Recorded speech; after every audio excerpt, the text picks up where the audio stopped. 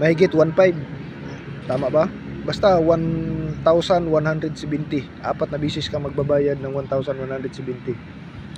Tapos nung nabayaran ko yun ng buo, dahil nga agipit, nag-loan uli ako. Ganun pa rin, 3,000. Ganun pa rin sistema. 1,170 pa rin yung babayaran mo kada 7 days.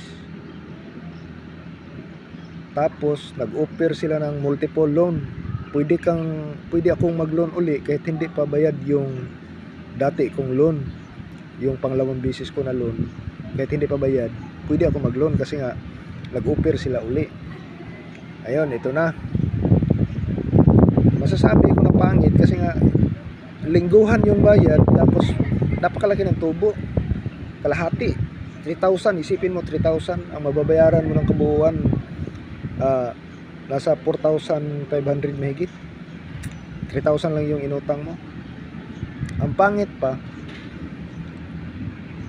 halimbawa Agis yung Judith ko, asais pa lang, tawag na sila yan, tawag na kung pwede i-confirm pa nila na ako ba yung, sa akin ba yung number, ako ba si ano, ganito, ganyan. Mag-confirm mo na yan sila. Tapos pag mag-confirm na, sasabihin nila, sir, pwede mo bang masitol yung balance mo, yung babayaran mo sa linggo na to ngayong araw? Wala pang due date. 4 days before due date, ipapasitol na sa'yo yung babayaran mo na na lingguhan. 2 beses yun. Nabuisit ako. Sabi ko, ma'am, wala pa namang due date, ba't nyo ipapasitol? Dapat kung magpasitol kayo, yung lagpas na sa due date, wala pa naman due date, ba't ipapaaga nyo yung pagsitol ng bayarin ko, wala pa naman due date? Wala, parang voice recorded lang kasi paulit-ulit lang yung sinasabi pag may tumawag. Kaya masasabi ko sa inyo, wag na kayong umutang sa muka-muka. Ang pangit talaga. Wag na kayong umutang, wag na kayong sumubok sa muka-muka, maghanap na lang kayo.